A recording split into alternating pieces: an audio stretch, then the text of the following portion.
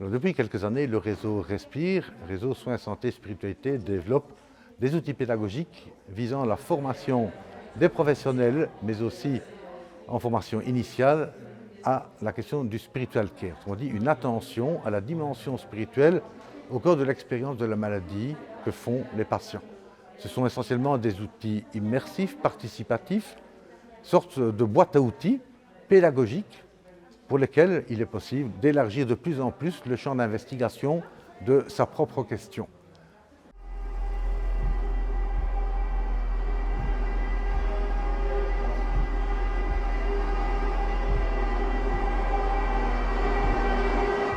Ce soir, nous présentons une première série web où nous voyons la question de la crise et de la spiritualité aux soins intensifs.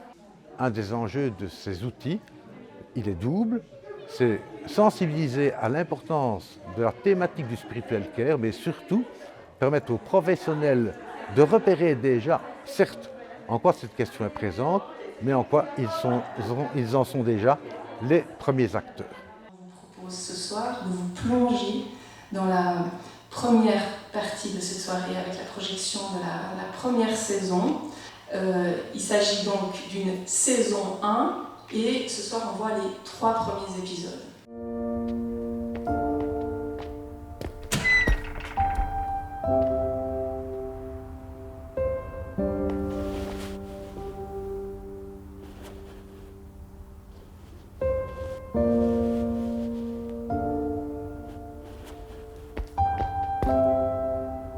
En fait, les soins infirmiers ne s'intéressent pas spécialement à la maladie, les soins infirmiers s'intéressent à la manière dont la personne réagit à ses expériences de santé et de vie et à son bien-être. Et dans ce cadre, la spiritualité est quelque chose de très important puisqu'elle est finalement ce qui donne sens à notre vie, ce qui nous motive, ce qui nous donne de la force, ce qui nous pousse à faire des efforts face à une maladie ou à supporter certaines choses.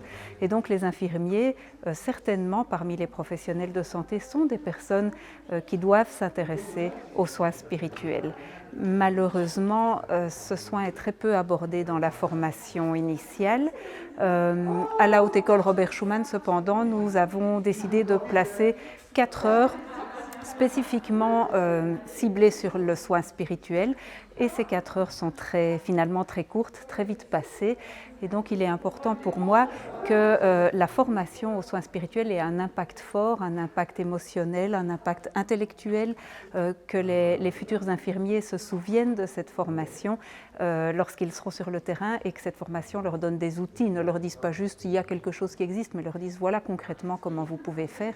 Et pour moi, ce genre de dispositif pédagogique est vraiment quelque chose qui permet d'atteindre ce but.